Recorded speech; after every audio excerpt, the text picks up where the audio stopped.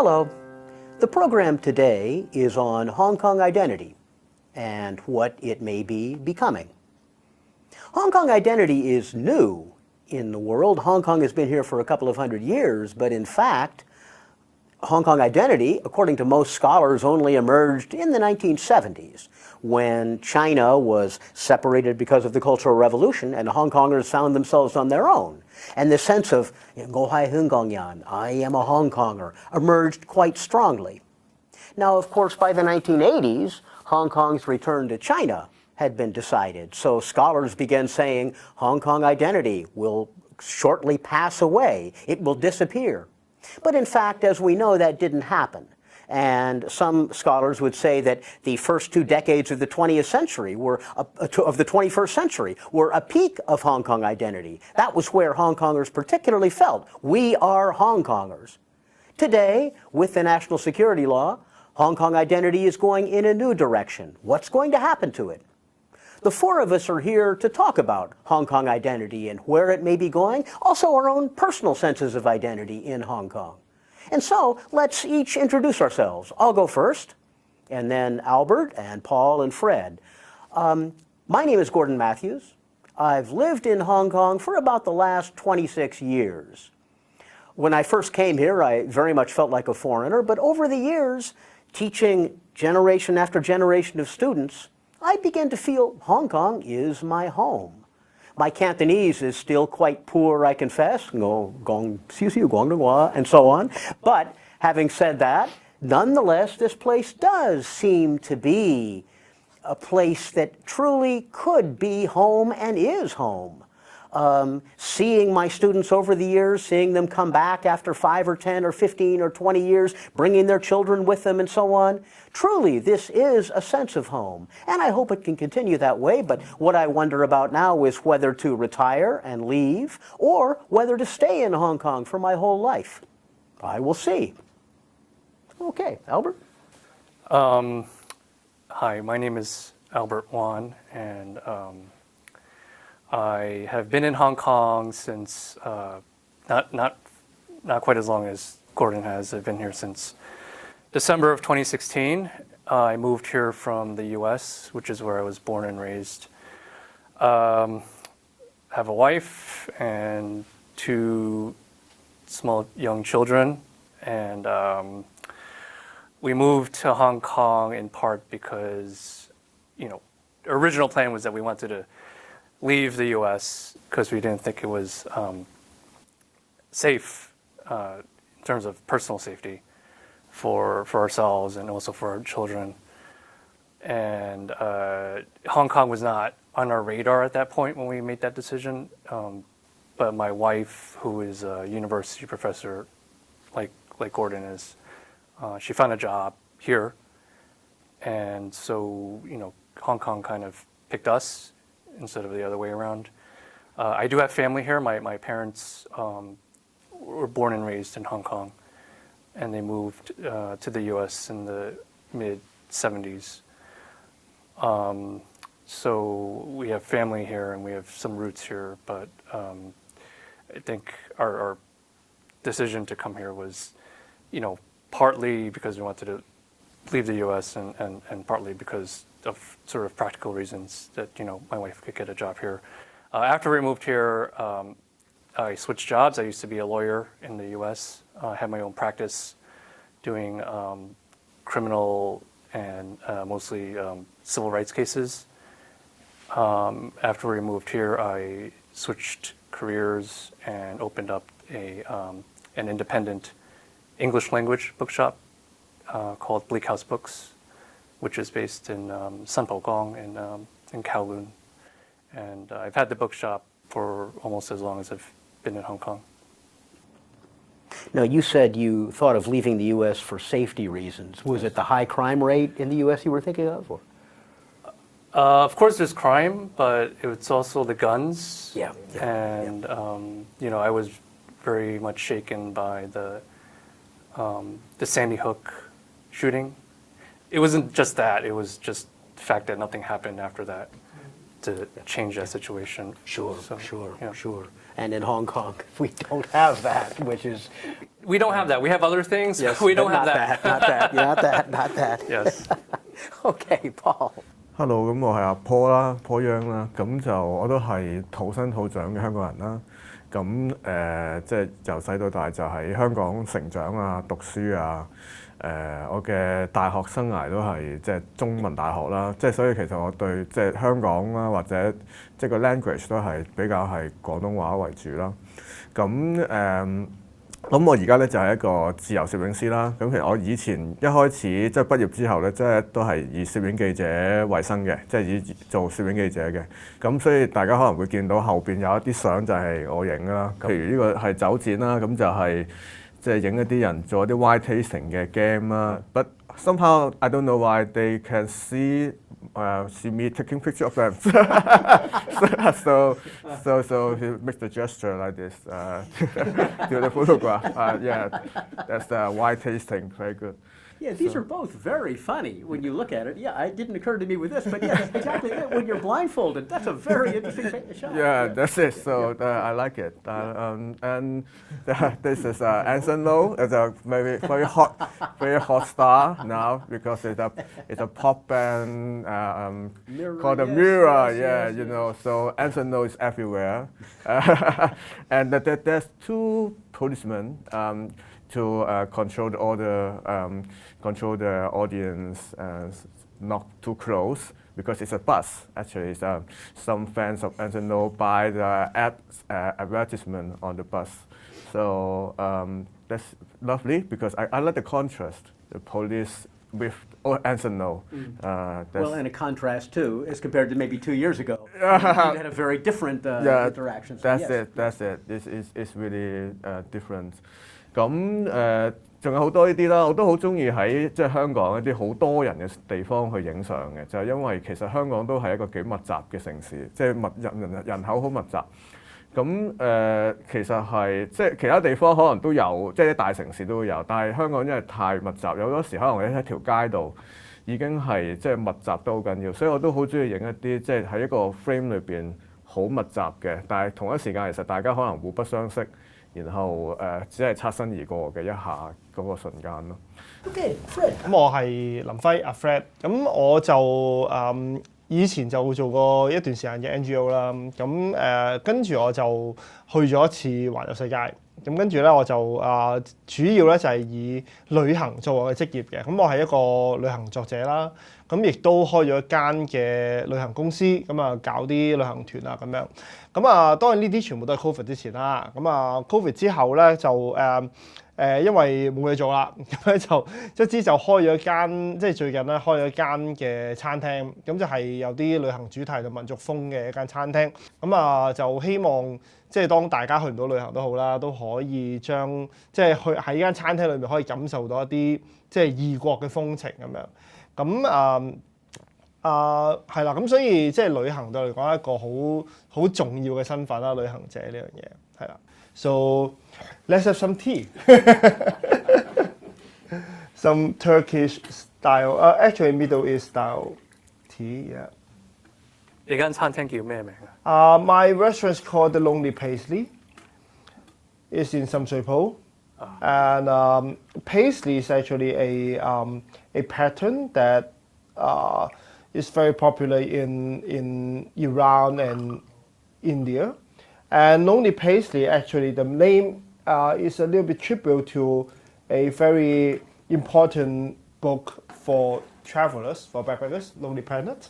So it's like something like that. So, yeah, please take a tea.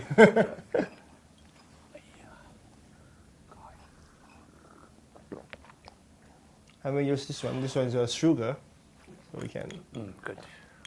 Very good. Yeah. And make it more sweet. Yeah.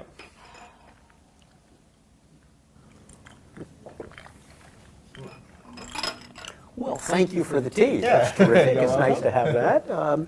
So I guess all of you then would be truly international Hong Kongers. And I guess the somewhat abstract question to be thought about here is, do you guys really feel that you are Hong Kongers? How important is that part of your identity? How attached are you to this place? 對於我嚟講，香港人呢個身份係一個即係由出世已經喺度嘅東西嚟。When I was traveling, I would feel that the Hong Kong identity affect me a lot because I always would want people to think that okay, although I represent myself, but I also represent Hong Kong somehow. So I would like to let people know more about my place and my city. Like people always ask, "Oh, do you like Jackie Chan or something like that?" I'll say no. It's a really big misunderstanding. We don't. Yeah, and then what I see among my students often is they say, "Oh, I'm from Hong Kong." "Oh, you're Chinese." That's always an interesting interaction. And I will reply like yes and no and stuff like that, and tell them one country, two system, blah blah blah, and things like that. Yeah, exactly. Those stereotypes all the time. Yes. 咁我估呢個都係好有趣嘅，即係點樣去喺旅行途中去回答一啲人關於香港問題嘅時候，有時候都係去重新去思考自己一個身份嘅狀態咯。咁我自己都會覺得自己係香港人嘅，咁就即係好似頭先咁講，我都係土生土長嘅香港人啦。咁而且我嘅語言啊，我嘅習慣啊，即係其實都係非常香港嘅，即係講嘅廣東話啦，食嘅嘢係點心啊，廣東點心啊，廣東燒味啊，其實都係一啲好香港嘅特色嘅嘢。咁即係慢慢人越大嘅時候，可能你就會越 engage 睇呢個地方越多，咁你會即係多咗朋友啦，多咗熟悉嘅地方嘅嘢啦，咁你會越嚟越有嗰個對於呢個地方嘅歸屬感或者嗰個identity 係會越嚟越強嘅。咁反而就係我都見證過，就係因為我作為一個攝影記者，我都見過就係即係其實香港都曾經有一段時間係都對內地嗰個 identity 都強嘅，就係即係2008年嗰個北京奧運啦。嗰段時間係一個比較高峰嘅地方，即係對於大陸係一個好熱切嘅，即係對於中國運動員亦都係好 support 嘅。但係經過咗一啲即係運動啦，有連串嘅一啲社會運動啦，咁就即係其實我同好多香港人一樣，都會覺得嗰個香港人嘅 identity 就會越嚟越深或者越嚟越多咯。And Albert? I grew up in a first-generation immigrant family in the U.S. Means that my identity was always a bit fluid. So moving to Hong Kong and having opened up a bookshop here and doing what we do there, which is not just selling books, but we're really part of a community that we've built over the years. That was never my goal, but it just kind of happened because Hong Kongers are good like that. And and also being part of these past few years, everything that's happened, the protests and COVID and national security law, you feel a sense of belonging geographically and sort of demographically and socially that I probably wouldn't feel if I were living elsewhere. So, these past few years feel like it's been 10, 15 years just packed into, like a very short period of time. Well, it's interesting what you said, that you sort of wound up here almost by accident, and that's exactly what happened to me. I came to Hong Kong because of a job offer. It's hard to find a job as an academic, and I get a phone call, "Do you want to come to Hong Kong?" Sure! And it's been all these years since. So it is often by chance, but chance is the way our lives tend to unfold. As I hear you guys talk, am I a Hong Konger? Well, obviously, my face looks different. I'm white, and that's a substantial privilege in Hong Kong still, and we have to acknowledge that. But at the same time, I probably am outside, and I still may be regarded by many people as a foreigner.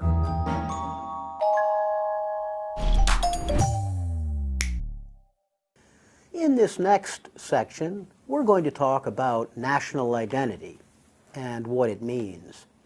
Hong Kongers really haven't understood this very much at all. Let me tell a quick story. I was interviewing students a few years ago, and I would interview one Chinese student, mainland Chinese student, one American student, and one Hong Kong student. They'd all be in the same room.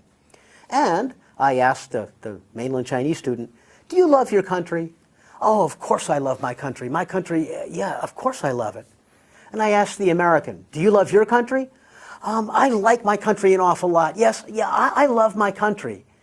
And then the Hong Konger looked at the American and looked at the Chinese and said, "You Americans are just like you Chinese." Meaning she herself didn't know. I mean, I asked her if she loved her country, and she said, "What do you mean by love, and what is my country?" There's this great lack of knowledge about what a country may be. Now, this is difficult to interpret because, on the one hand, love for country is obviously a wonderful thing.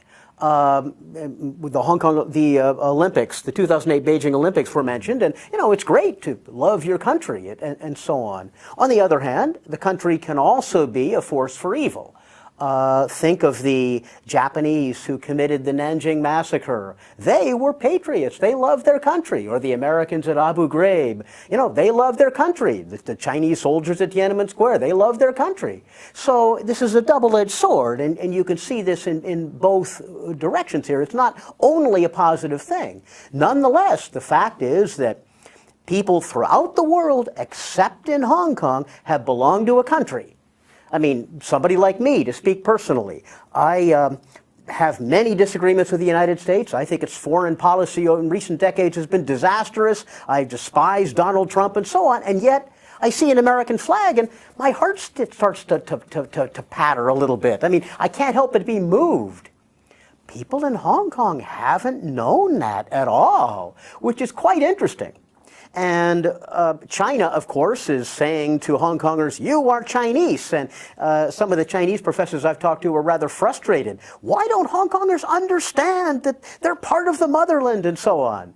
And of course, Hong Kongers haven't. Will Hong Kongers come to understand belonging to a nation? Number one. And number two, is belonging to a nation a good thing or a bad thing? From one interpretation, you could say that Hong Kongers have been blind and everybody else in the world who belongs to a country can see. From another interpretation, you could say, well, no, everybody else is blind, but Hong Kongers not having loyalty to a country can see. How do you want to interpret this? That's a very interesting question. Now, to talk with you guys, I think I'd want to start with you, Albert, because you grew up in the United States. My feeling of that pitter-patter that goes when I see the American flag, that you guys don't understand, I take it. Did you feel that? Not really. I mean, I do. What kind of American are you? I don't know. I mean, I do feel like Hong Kong. Well, I feel like U.S. is home, and so is Hong Kong. I don't know which one feels like more like home, but I think there are things about the U.S. that I think about when I think about being an American. Not necessarily the flag. I mean, I think about the people there, whether it's people I know, whether it's people I don't know, but I admire. There are things about the U.S. that I think about, not necessarily sort of like patriotic crap, like, the anthems, and we do learn about it in school. But, they don't really smother you with it like they're doing elsewhere. And starting here too. So. Well, it may be how we're raised. I was smothered in it. I grew up in a series of military bases, and I was definitely smothered. I mean, I didn't grow up in that environment. Yeah.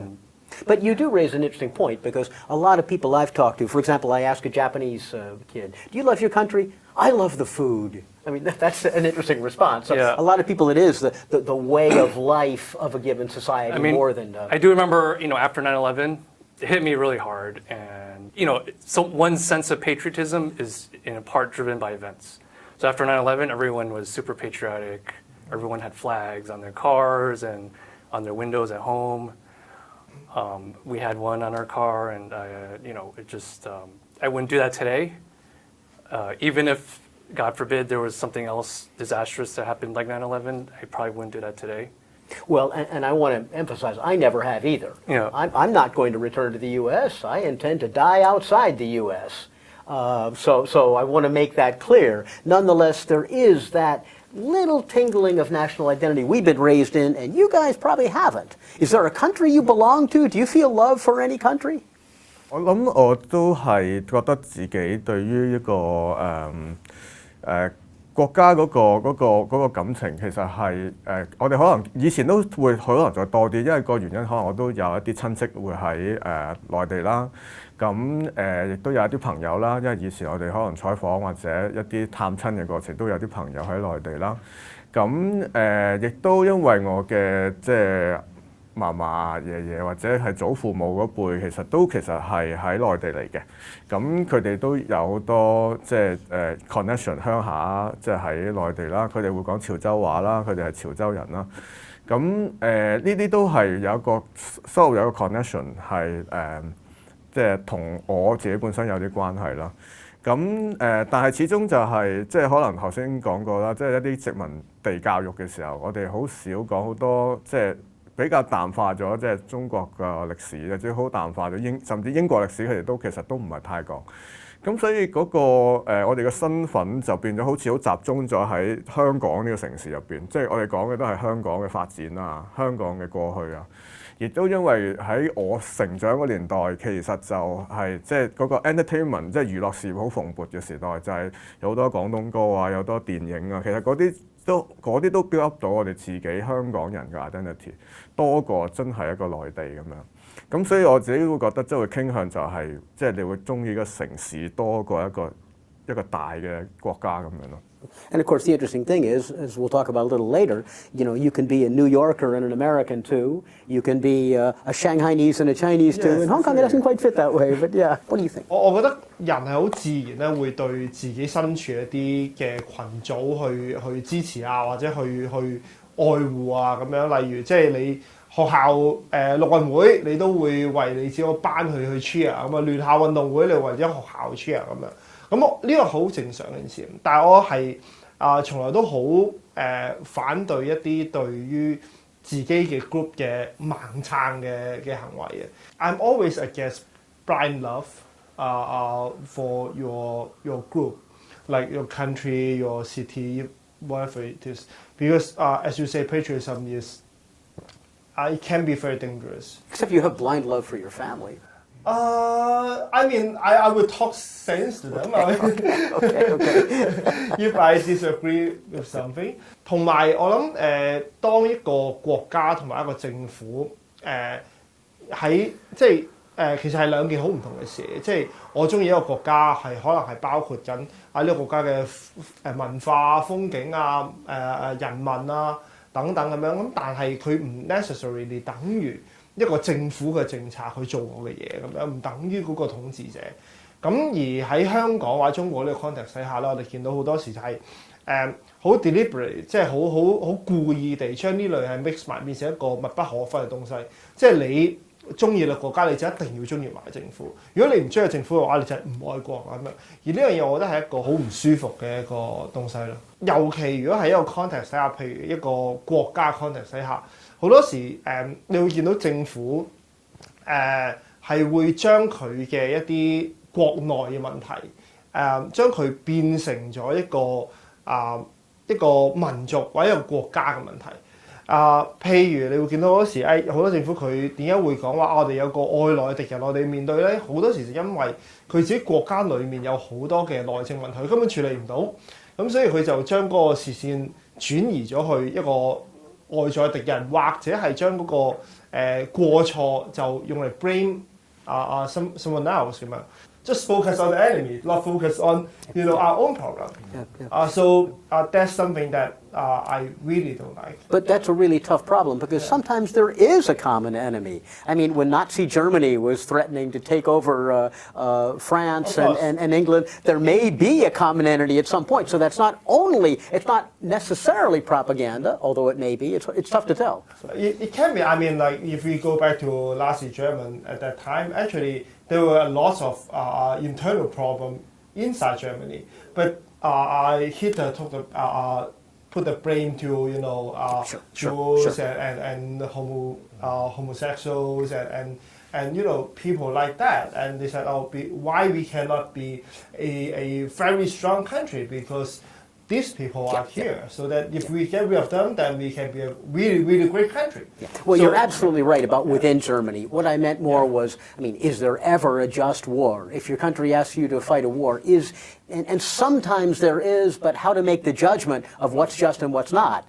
So that if I was in England, for example, and the Nazis were threatening to invade, I hope I would have fought. But on the other hand, I look at most of the wars my own country, the United States, has fought. No, they sure as hell have not been just wars. So it's always tough to judge. Yes. I really never thought about this question because there's no way for me to be a soldier.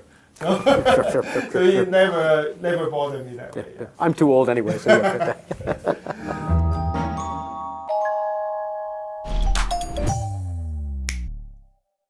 Now we're going to be talking about immigration.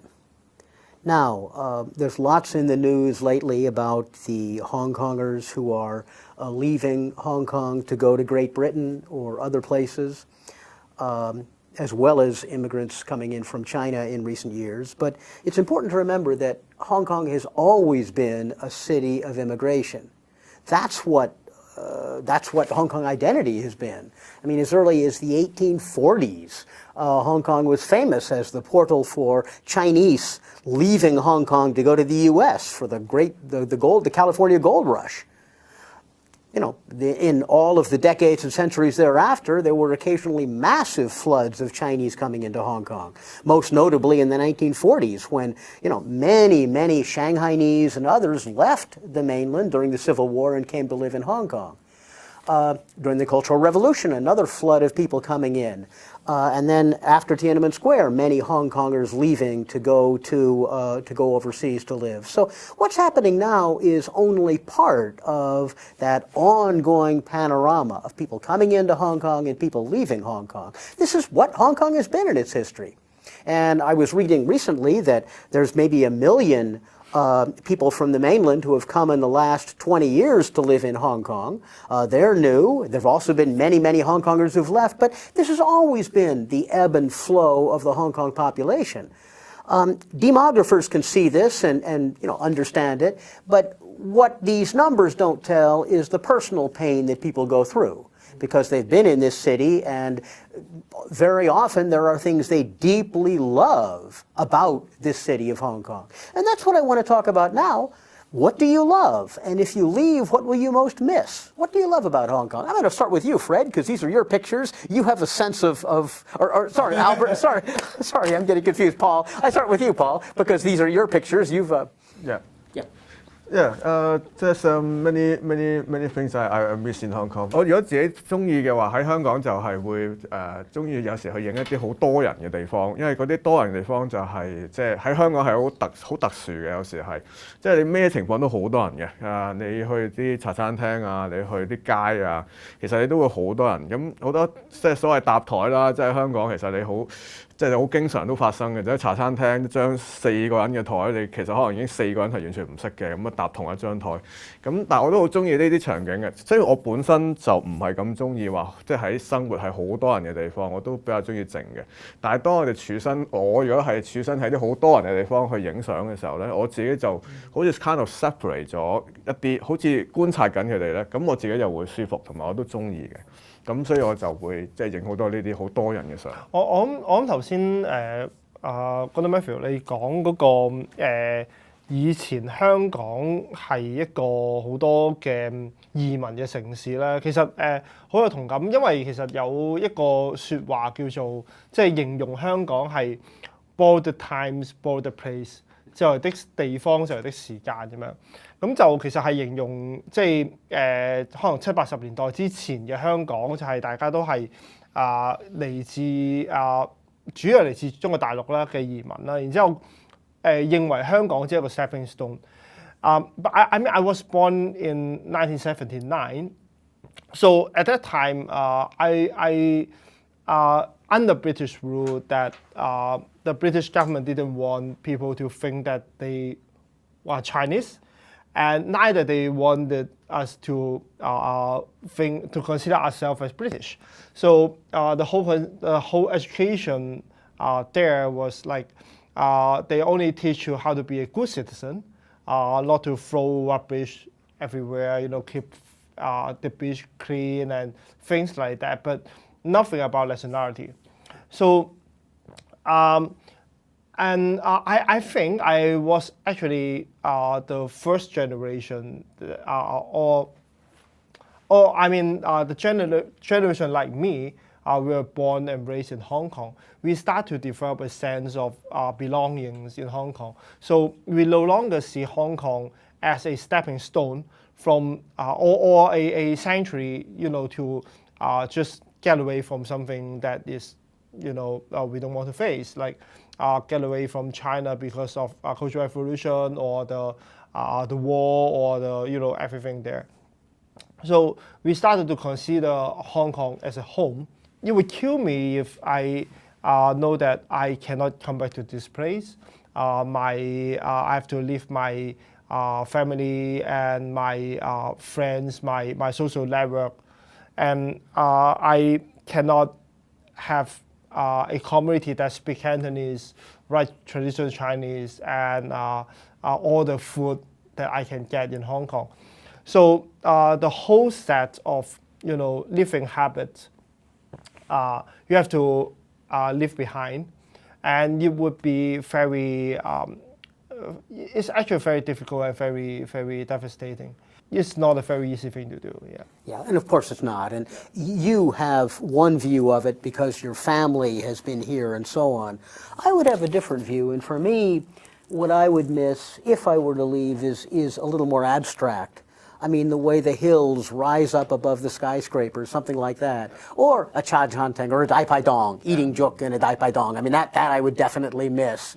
I will miss my students year after year. I really, really love my Hong Kong students because, they're so intellectually curious and searching, and yet they have a personal conservatism and sense of responsibility that I often don't see in Western students. I'm going to miss that enormously if I were to leave and so on. So, I mean, even though I don't have the links that you've got, I would feel substantial sense of loss were I to leave here.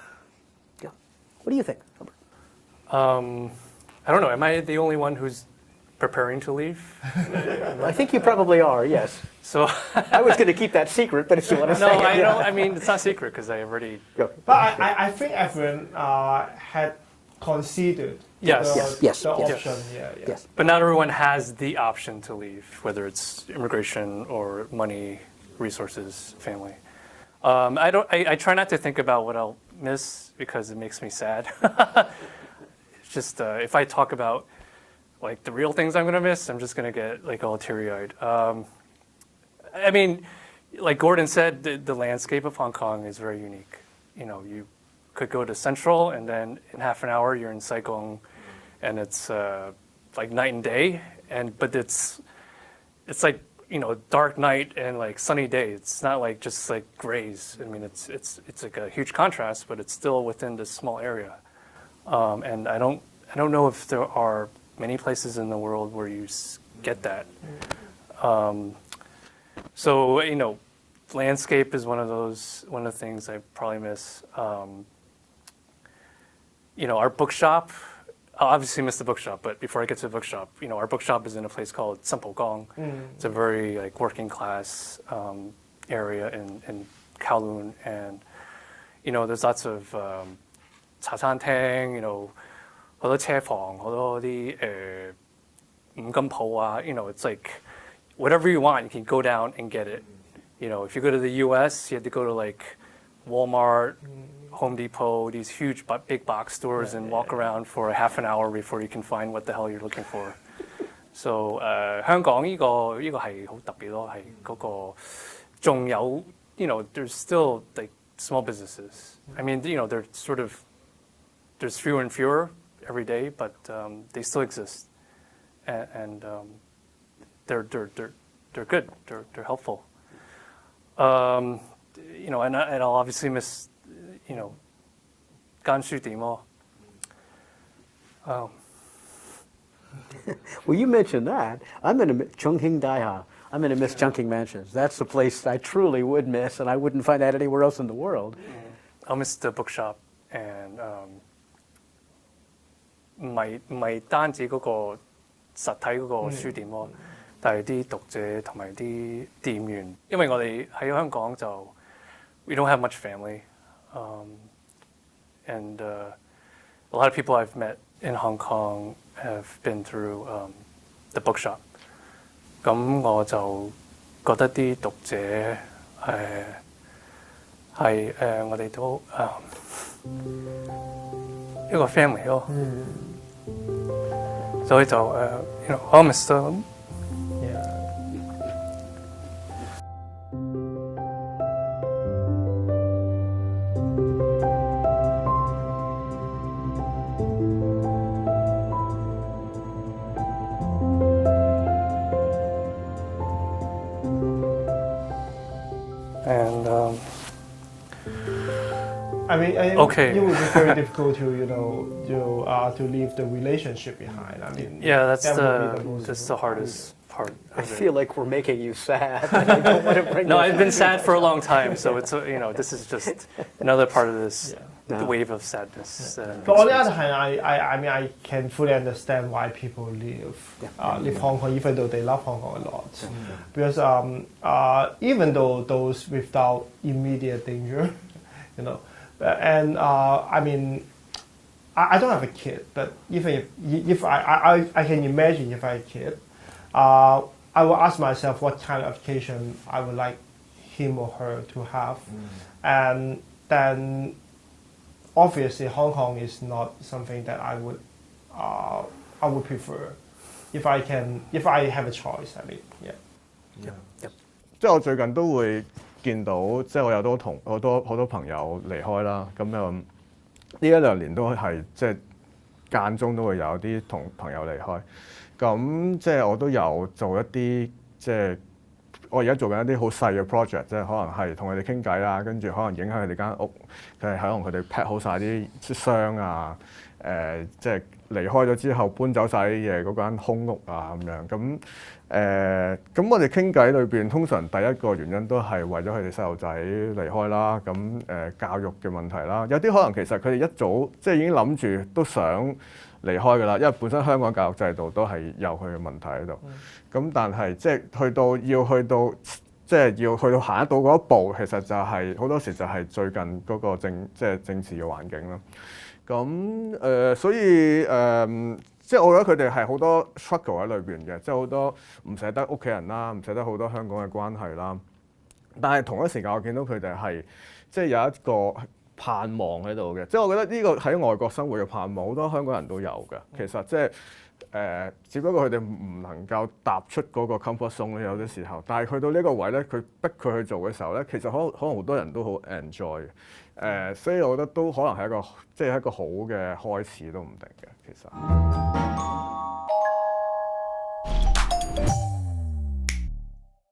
So the final substantive question we're going to look at today is what's going to happen to Hong Kong identity now? Some people I've talked to, some of my students, say that the essence of Hong Kong identity is democracy. And without democracy, we won't have a Hong Kong identity. I'm not sure that's really true, though. Because remember, Hong Kong identity has had a bunch of different bases. In the 1990s, Hong Kong identity was not particularly political. It was based more on popular culture. Wong Kar-wai's movies, for example, Anita Mui's singing, Leon Lai, the kings of Cantopop, and so on. Now we have Anson Lo in your picture here, Paul. Yeah. So who knows? That could be one basis. There could be other bases, too. Many young Hong Kongers I know are working very hard in NGOs now to try and do anything to lessen the income gap and lessen the terrible housing that people in subdivided flats may have to suffer from. Others are deeply involved in the natural world, in country parks or whatever, and various aspects of that. So the point is that identity can be found other than in the political alone. I think that Hong Kong identity in the last 20 or so years has indeed been based in protest. Hong Kong has been a culture of protest. Now that's no longer going to be the case, it appears. That's the effect of the national security law. Can Hong Kong survive in its identity? Some people say that I talk to, well, it can survive but only overseas. For example, in the UK, in London, or in Melbourne, or in Vancouver, or Taiwan, exactly. That's one common statement that people have. I myself am a little more optimistic in nature. The worst time Hong Kong has had in the last century was certainly not 2019. No, it was 1942. When you had the Japanese pulling out the fingernails of people who were engaged in guerrilla warfare in Victoria Prison. I mean, this kind of thing is what went on. We have certainly had turmoil in the last several years, but nonetheless, I am cautiously optimistic that Hong Kong can indeed go on. And it can go on because I think identity can be found not only in the level of the political, but also in the daily life that we talked about, the things we talked about that we're going to be missing in Hong Kong. What do you guys think? 我諗一個群組嘅身份咧，佢喺under suppression 嘅情況，即係喺一個被壓迫嘅情況之下咧，佢會變得更加強嘅。即係最正常嘅例子或者最常嘅例子就係打仗嘅時候啦。打仗嘅時候，大家嗰個身份都會好強。衝突嘅時候就一定會係咁樣。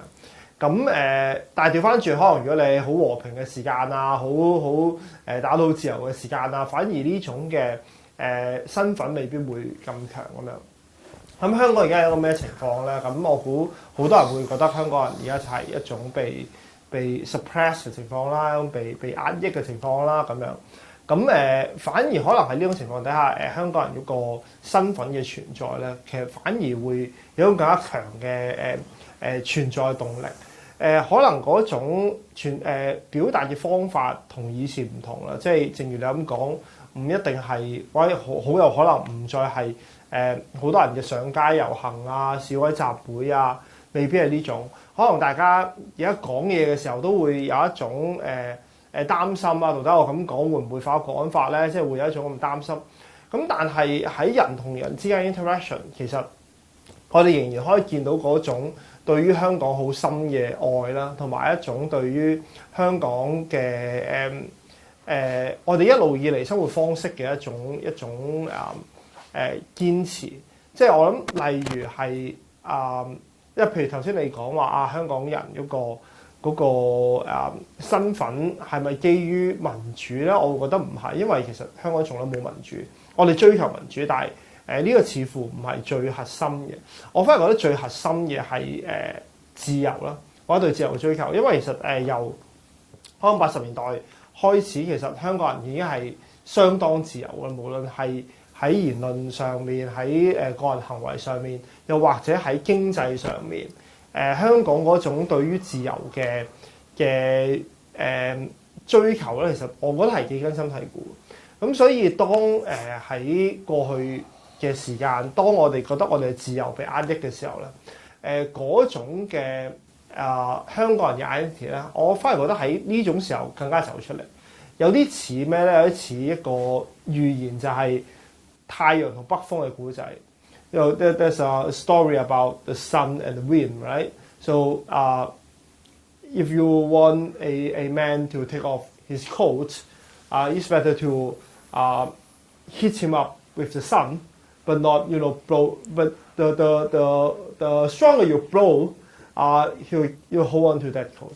So I think the Hong Kong identities have been something like that for the past 20 years when the Chinese government tried very hard to impose a lot of things, a lot of, politically or on education or on business, to impose their power to Hong Kong, to make Hong Kong people love the country. So the more they did it, the stronger Hong Kong people hold on to the Hong Kong identity. They don't want to change. They don't want to be something else. They want to be, we have been like this, so we would like to keep it that way. So I think that's actually why I said like identity will be stronger under suppression. When you feel your identity is in danger, then you would hold on to it stronger.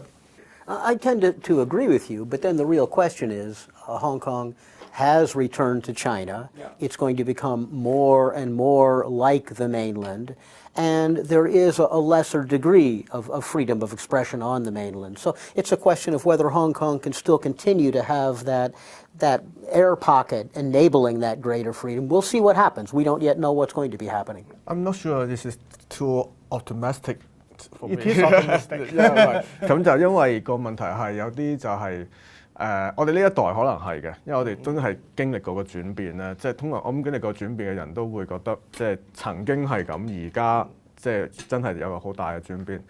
咁你就會覺得需要反抗啊，或者你要堅持一啲嘢。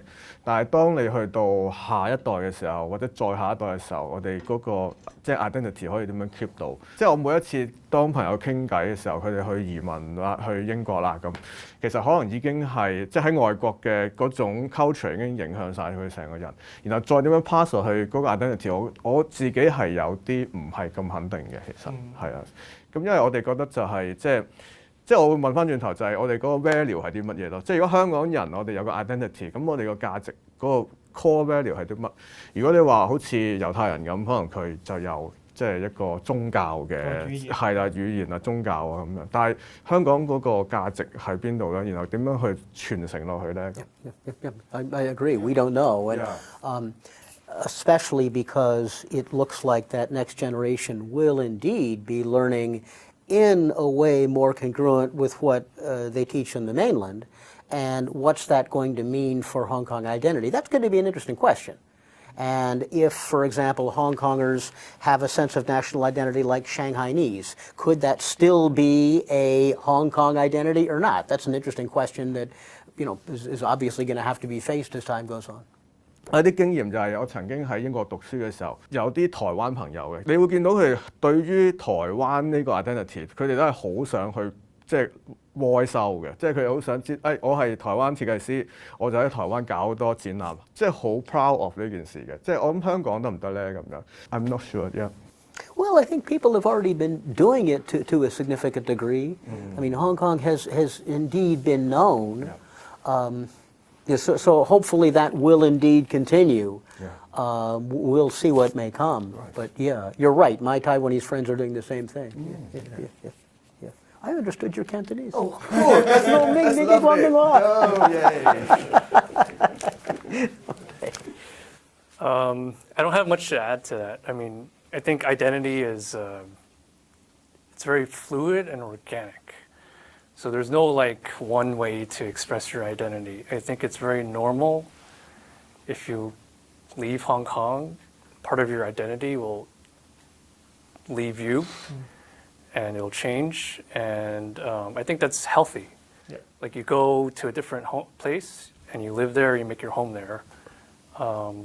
You want to be part of that community, right?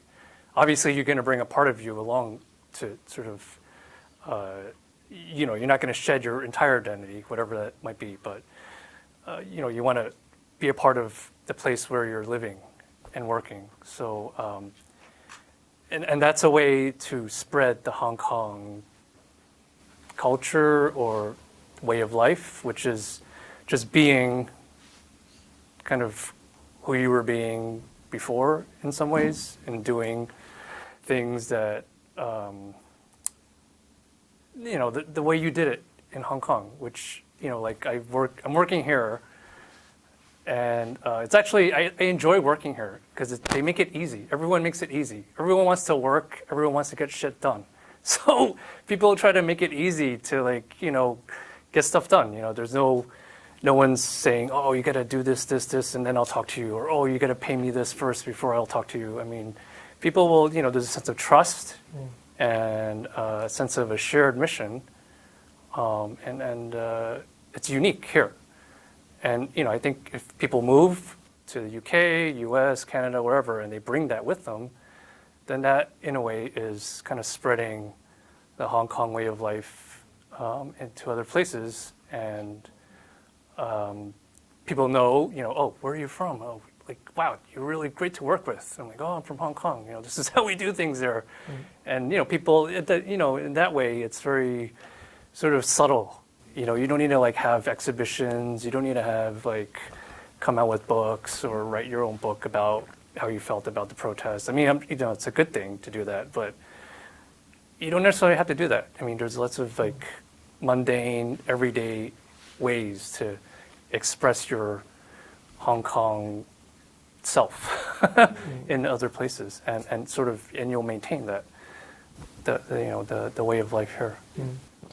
我覺得講得好啱，因為可能 Albert 本身都係即係喺外國長大嘅第二代。我覺得如果調翻轉啦，即係如果一個第二代譬如你喺英國又好、台灣又好咁樣，你喺度出世、喺度長大，然之後話我唔係英國人，我係香港人咁樣，我覺得反而咁樣係有問題嘅。即係其實你去到一個新嘅地方，你點樣去進入嗰個社群，點樣去適應，點樣去融入，我覺得呢樣係好緊要嘅。